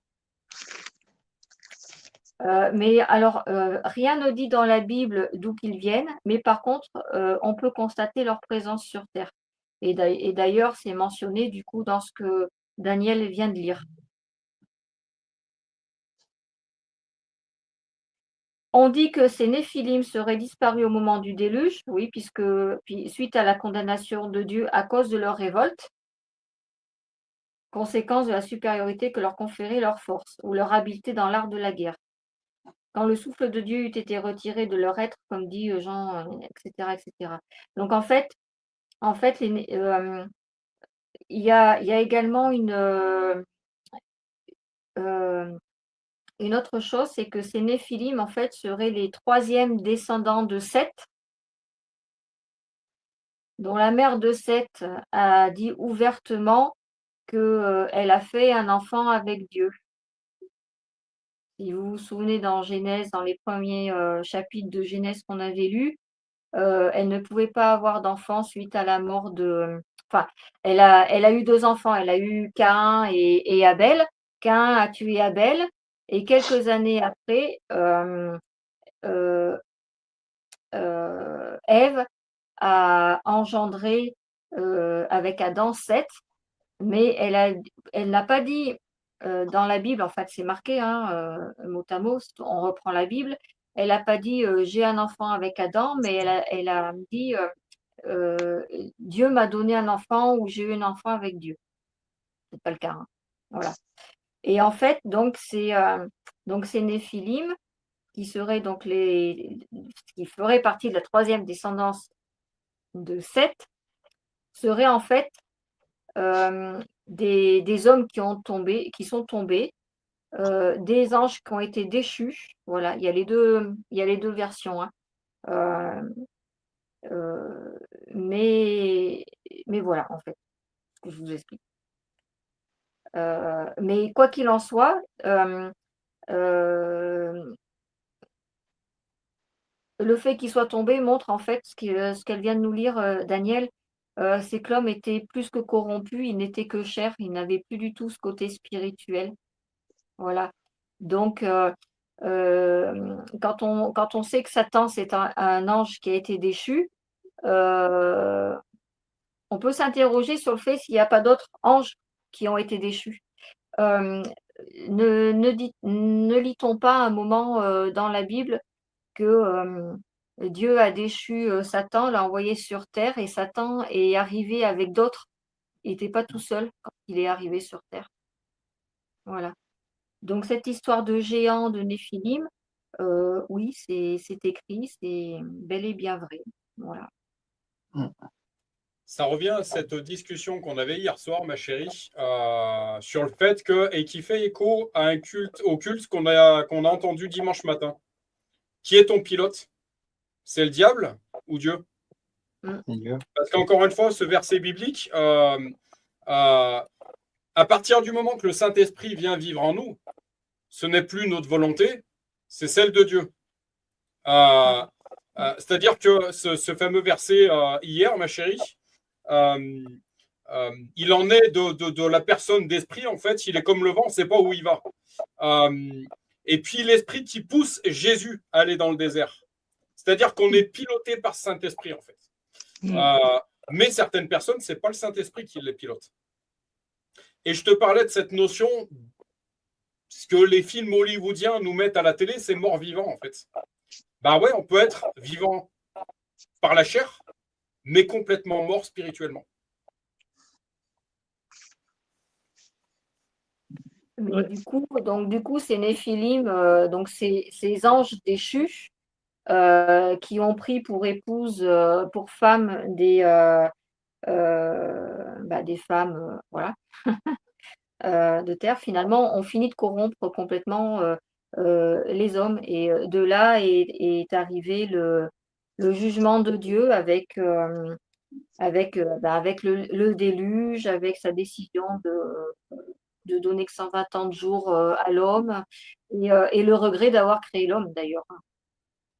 Et également, hein, dans ce qu'elle vient de lire, Daniel. Parfait. Daniel, Jean-François, est-ce que ça vous suscite certaines choses? Moi, je trouve que c'est quand même complexe, hein, tous ces êtres qui existent là, moitié homme, moitié Dieu. Moi, je suis un peu perdue là-dedans. Hein. Alors, je te reciterai un verset, ma Daniel. Le royaume des cieux, ce sont les violents qui s'en emparent. Ça demande un certain travail de comprendre cet évangile. Ça demande un certain travail de comprendre toutes ces réalités. Ça ne se fait pas tout seul. Ah bon, faisant quoi? En faisant quoi? En cherchant, tout simplement. Ah. Ça va pas tomber tout cuit sur ta table comme ça du jour au lendemain, ma Daniel. Mais tu cherches où? De partout, tu as plein de sources. De partout. Ah bon? Dans la parole, déjà, la base. Maintenant, encore une fois, à chacun son libre arbitre. Hein. Moi, je vais pas vous forcer en quoi que ce soit. Mais si tu veux comprendre les choses, ça demande du travail. Ça ne se fait pas tout seul. Il faut bien en être conscient. Mais je te le dis à toi, Daniel, je le dis à Jean-François, je le dis à ma chérie, je le dis à moi-même. Ça ne se fait pas tout seul. Ça demande de l'investissement, ça demande du travail de recherche, ça ne se fait pas tout seul. Et la base, avant tout, je le répète, c'est de manger, de méditer cette parole. Parce que d'où vient le discernement? Du Saint-Esprit. Si nous nourrissons pas ce Saint-Esprit, nous n'avons aucun discernement. Ce verset biblique qui dit « Ne faites pas comme ceux qui ne savent pas ». J'arrive, ma chérie. Ce verset biblique qui dit « Ne faites pas comme ceux qui ne savent pas ». Beaucoup ne savent pas parce qu'ils ne connaissent pas cette parole. La personne qui connaît cette parole, qui scrute cette parole, qui inspecte cette parole, comme j'aime dire, normalement, quand l'esprit prend puissance en nous, on devient des enquêteurs de l'éternel. Ça devrait être une soif en nous. Si on n'a pas cette soif, on doit se questionner. On doit se questionner. Ah, ouais. Moi, j'ai une soif de la parole, mais pas au niveau des néphilim et de toutes ces choses-là. Voilà, c'est... Mais parce que peut-être que c'est pas ton... Encore une fois, dans ce cas-là, je comprends mieux. Sois précise dans ce que tu dis, Daniel. On a un Dieu de précision, encore une fois. Qu'on ne soit pas tous dans le même créneau, je suis d'accord. Christelle, regarde, on est en couple, on est mariés. Christelle est beaucoup plus côté historique, côté, il y a ma chérie, tes sujets qui t'intéressent. Cite 2 sujets qui t'intéressent, 2 pans bibliques qui t'intéressent particulièrement. Moi, je dirais l'archéologie, l'histoire. Voilà, c'est ce que j'allais dire. Oui. Voilà. Comment? L'histoire et l'archéologie. Ah ouais, c'est vrai que moi, je suis pas du tout encline à m'intéresser à l'histoire. J'aime pas ça. Juste pour fermer cette parenthèse, Daniel, donc ma chérie, qui est beaucoup plus historique, histoire, archéologie, en ce qui me concerne, je suis beaucoup plus dans la délivrance parce que ça fait partie de mon vécu, parce que j'ai besoin d'être délivré. Donc, si tu veux, ça me parle. J'ai été délivré, j'ai envie de délivrer d'autres, en fait. Donc, si tu veux, je vais être bien plus sur ce créneau. Mais encore une fois, il y a diversité de ministères, Daniel. Ouais. Ne te condamne pas parce que ce sujet-là t'intéresse peut-être pas tant que ça, en fait. Mais il y a peut-être un autre dans lequel tu vas avoir soif d'en savoir plus, en fait. Oui, c'est ça. Tout ce qui est histoire, archéologie, ça m'a toujours un peu rebuté. Et c'est peut-être pour ça aussi. Hein. Moi, je suis plutôt dans le spirituel pur. Voilà, tout ce qui concerne l'âme, le Seigneur, Dieu, tout ça, oui. Mais tout ce qui est archéologie, ça m'a jamais vraiment intéressé. Il faut vraiment que je sois en train de visiter quelque chose et quelqu'un à côté de moi qui me fasse un commentaire pour m'y intéresser. Sinon, c'est vraiment pas mon truc. Hein. Mais si on était tous pareils, Daniel, comme je viens de dire, si avec des maçons, ok, on ferait du pain comment? Tu vois ce que je veux dire? Non, mais c'est vrai. Si on était tous pareils, mais ça avancerait pas, en fait. Ma chérie, elle est beaucoup plus côté histoire, elle est beaucoup plus côté archéologie. Je sais que c'est des trucs, nombre de fois, je lui dis, si un jour tu veux nous amener un enseignement biblique, par contre, j'ai ce point crucial, biblique, historique sur Jésus, vas-y, fais-le. Parce que ce côté-là, moi, c'est pas mon fort. Je suis, par contre, vous me connaissez, je suis un assoiffé de justice et de vérité. Vous savez que vous pouvez compter sur moi là-dessus. Jean-François, si je te demande un côté qui t'intéresse, quel serait-il? Comme Daniel, moi, un peu. C'est-à-dire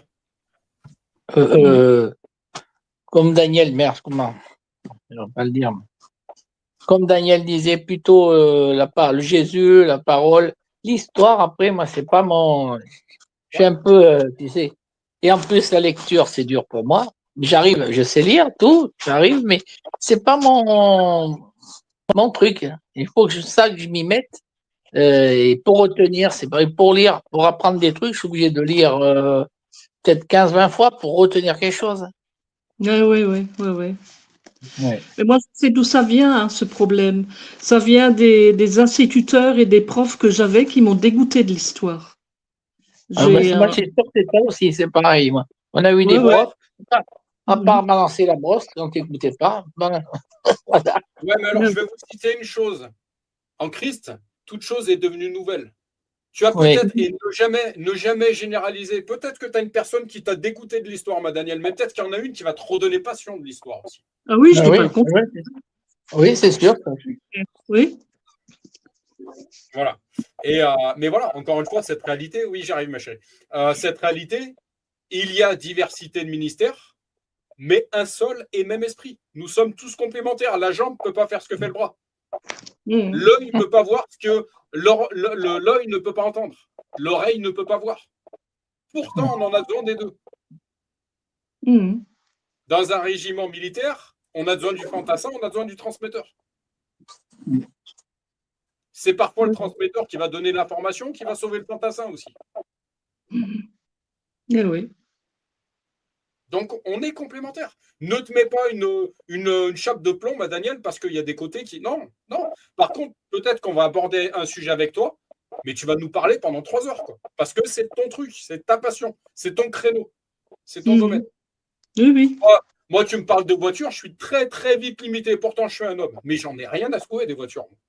Oui. Tu vas me parler de… Par contre, ma chérie me connaît aussi. Je suis un assoiffé. Pourquoi je vous ai dit dès le départ que je voulais étudier la parole du début jusqu'à la fin? Parce que je pense avoir cette casquette de docteur. J'aime la parole. Et j'aime l'enseigner. J'aime la décrypter. J'aime aller creuser ce qu'il y a derrière ce verset biblique. J'aime ça. Voilà. Eh bien, il y a une chose que l'Esprit me disait pendant que j'étais en train de vous parler. On peut enseigner les autres, mais on a besoin d'être enseigné. Ouais, c'est un échange, en fait. Si tu penses pouvoir qu'enseigner les autres, mais que tu n'as plus rien à recevoir de personne, attention, danger. Ah oui, oui, ça, je Je suis dirais d'accord même avec les échanges intergénérationnels, on a déjà abordé le sujet, ma Daniel. On a à apprendre de nos anciens, et nos anciens ont à apprendre des jeunes, en fait. Tout à fait, oui. Complémentaires. Voilà. Alors que Dieu nous équipe de son humilité, dans le nom de Jésus. Ma chérie. Je voulais juste schématiser les choses pour Daniel, pour que ce soit plus clair, en fait, pour la compréhension. Ce qu'il faut comprendre, c'est que à aucun moment dans la Bible, il n'est fait mention de demi-dieux. Les demi-dieux, ce sont des croyances païennes venues d'un autre temps, venues de l'Antiquité. Voilà. Deuxièmement, les Néphilim, eux, ce sont les hommes qui ont été déchus de leur part spirituelle, qui ne vivaient que simplement dans la chair et qui sont les descendants de Seth. Voilà. Pourquoi et qui vivaient dans le péché total. C'est pour ça que Dieu Dieu a dit qu'en fait ils ne sont que chair. Pourquoi? Parce qu'en fait ils se sont fait corrompre par les anges déchus de Dieu. Dans les anges déchus, le plus célèbre, c'est Satan. Donc Satan et ses sbires et toute sa cohorte, toutes ses légions, on parle des légions de Satan, sont venus corrompre les descendants de Seth. D'où après l'arrivée du déluge et la punition divine. Est-ce que vous avez d'autres choses, ma chérie, Jean-François, est-ce que vous avez d'autres choses dont vous souhaiteriez nous faire part? Bon, non, très bien. Au contraire, ça m'a fait très plaisir d'écouter la parole. Je suis bien content, Jérémy et Christelle. Ça m'a fait vraiment du bien. Voilà. Ouais. Maintenant, comme j'aime dire, et comme je dis parfois à ma chérie, il y a des vérités qui sont salutaires, Jean-François. Ne nous attends pas pour aller te plonger à nouveau dans cette parole. Oui. Ne nous attends pas. Tu as cette responsabilité, Jean-François. C'est une responsabilité. C'est une responsabilité pour ton âme, en fait. Ne nous attends pas. Fais-toi violence. Il y a des moments, il faut se faire violence. Bon, allez, il faut que je retourne là-dedans parce que. Mais il faut se faire violence parfois. Violence dans le bon sens du terme. Attention. Mais tu es responsable. Tu as ton libre arbitre. On sera là les mardis pour t'aider. On sera là pour. Tu peux compter sur moi, Jean-François. Je te le dis ce soir. Tu peux compter sur moi.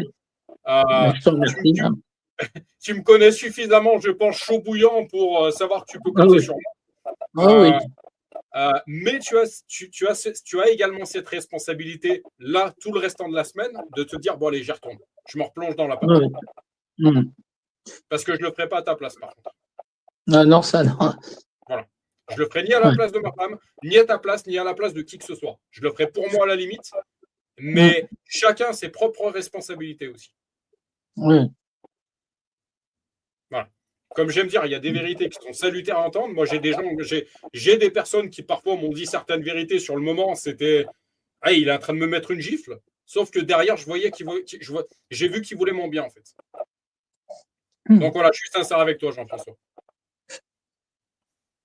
Et puis quelqu'un qui est sincère, comme on dit en Auvergne, comme on dit chez les ruraux, Jean-François, je sais qu'on se retrouve là-dessus.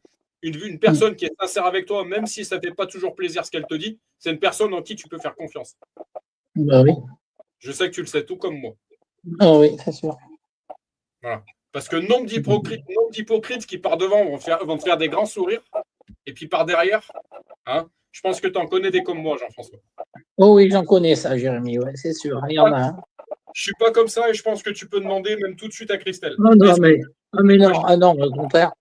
Moi, je t'ai toujours bien estimé, même ta femme, tout. Alors là, de ce côté-là, j'ai confiance. Il y a des moments où on se fait des frontaux avec ma chérie, mais parce que voilà, on se dit les choses. Oui, mais des fois, même avec ta femme, c'est pareil. Des fois, il y a bien des petits. C'est ça. Ouais. Ma chérie, qu'est-ce que t'en penses? de la situation? Bah, écoute, faut être dans la vérité et puis voilà. Voilà. C'est important. Tu me Et connais comme un rasoir sur la justice et la vérité, ma chérie. Tu sais que là-dessus, je suis intransigeant. Je n'ai pas de compromis là-dessus. bah oui, Voilà. bah oui, bah oui. Mais encore une fois, on parlait de corruption dans ce verset, dans un monde d'hypocrites, et j'ai pas envie de faire partie de cela. Vous m'excuserez Ah ma non, franchise. ah non, ni moi de ça, j'ai pas envie de. Après, il y avait d'autres choses à dire là sur la lecture. Il y avait des choses intéressantes. Ça, Il est moins deuxième 10. Donc, partie. fais-le sous le mot de la fin, ma chérie. Ce Oui. sera ton mot de la fin. Vas-y. Bah, ça va être mon mot de la fin. Après, peut-être que la semaine prochaine, on pourra y revenir pour terminer, parce qu'on a vu que on en parlait un peu autour de la première partie. Ma chérie, je répète, avec les semaines, les mois et les années qui vont passer, on va revenir sur ces passages-là. On est obligé de continuer parce que sinon, on reste bloqué sur un chapitre et on n'avance pas. Mais des révélations, il y en aura plein d'autres. Intéressant de se plonger sur le fait que Dieu, qui disait qu'il avait créé une belle chose en créant l'homme, revirement de situation quand il a vu la déchéance de l'homme. Intéressant également de voir que Noé était vraiment, vraiment rempli de l'Esprit de Dieu avec Dieu parce que il n'a pas posé de questions, il a reçu la commande de l'arche et il l'a faite telle que Dieu l'a demandé sans poser de questions, voilà. Il a vraiment écouté, il a vraiment suivi sa voie, son chemin, et il a vraiment fait sa mission correctement du début à la fin. Voilà. Il exécuta tout ce que Dieu lui avait ordonné, sans poser de questions, sans rien. Bravo, quel grand homme. Amen. Amen. Daniel, ton mot de la fin. Je suis entièrement d'accord avec Christelle. Elle a bien résumé la situation avec Noé. Et on voit que l'état de la terre à l'époque, là, on en est toujours là. On est toujours dans cet état de violence et de. Voilà, quoi. Il n'y a rien qui a changé. À part que le Seigneur Jésus est venu pour nous sauver et qu'on a maintenant le secours qu'il nous faut pour accéder au royaume de Dieu. Et on y a accédé avec le Seigneur Jésus. Amen. C'est la plus grande consolation. Hein. Amen. Jean-François, ton mot de la fin. Eh ben, moi, comme Daniel disait, pareil, ce que Daniel a dit, je ne sais pas comment m'exprimer parce que je suis un petit peu, c'est pas évident. Je sais pas comment dire. C'est comme Daniel, tu vois, ce qu'elle disait que, comme on vit aujourd'hui, tu as vu tous ces gens qui se des coups de couteau, des trucs comme ça. J'arrive pas à comprendre ça, moi, tu vois, je suis, voilà. Alors, mon mot de la fin, en ce qui me concerne, j'aimerais vous dire, c'est un travail que j'ai dû faire en ma personne. Vous pouvez demander à ma femme. BFM Télé, je ne regarde plus. Non, mais moi, c'est pareil. Les informations, tu vois. Il y a eu cette information comme quoi l'une des grandes têtes de notre armée française aurait démissionné. Si ma femme ne me l'avait pas dit, je n'étais même pas au courant, en fait. Tout ça pour vous dire.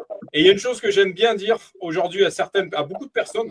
Moi, aujourd'hui, il y a une actualité qui m'intéresse, c'est celle du ciel. Ouais. Ces deux royaumes, en fait, royaume de ce monde, royaume de Dieu, j'ai compris. Une chose que j'aime bien dire également, je suis plus de ce monde, en fait. C'est-à-dire que un peu l'image que je disais un jour à un psy, en fait, une personne qui est dépressive, elle regarde par terre. Observez, la nature fait bien les choses. Une personne qui est positive, elle regarde soit devant, soit en l'air. Ben, j'ai décidé de regarder là-haut. Voilà. Faut arrêter justement de s'alimenter de toutes ces choses. Alors, bien sûr, il y a un minimum. Bien sûr, on peut pas s'enfermer et puis on est dans ce monde aussi. Mais quand on sent que certaines informations, certaines choses nous font perdre notre paix, eh ben, à nous de courir dans l'évangile. À nous de courir à la bonne nouvelle.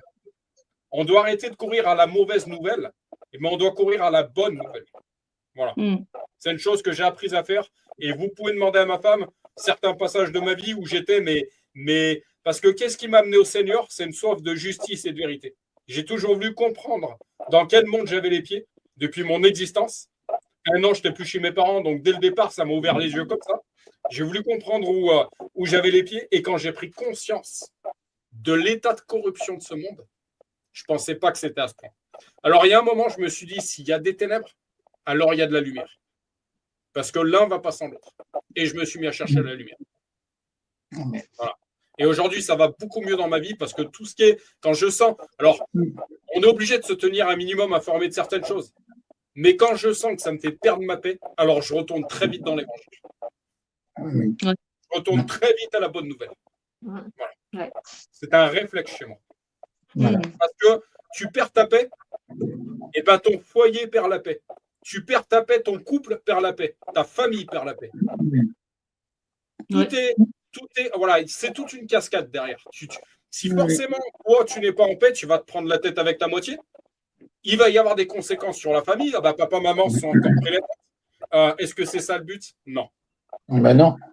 Non. On a justement Jésus qui nous dit, vous êtes la lumière du monde.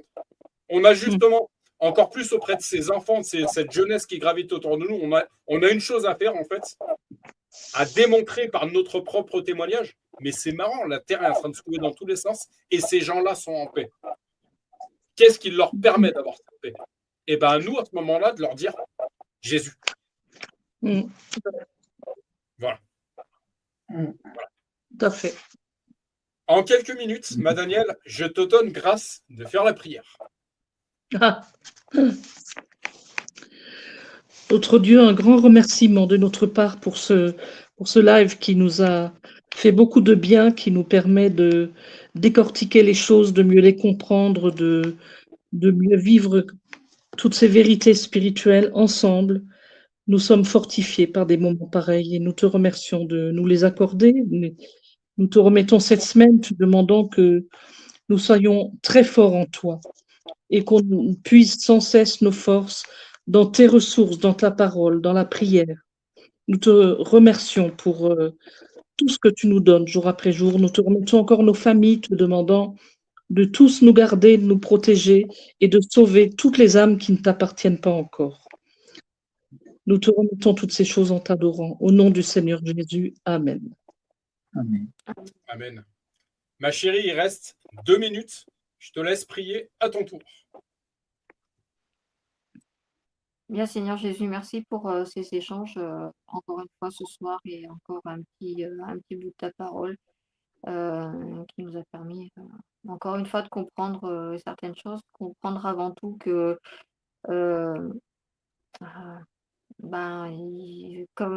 comme Noé, en fait, si on veut être sauvé, il faut qu'on écoute tes commandements, on écoute ta parole, on soit vraiment ancré en toi et qu'on voilà et finalement qu'on fasse ce que tu veux qu'on fasse, qu'on te fasse ce plaisir-là d'être vraiment des enfants non pas corrompus par la chair, mais vraiment des enfants, des êtres d'esprit, avec ton esprit, Seigneur.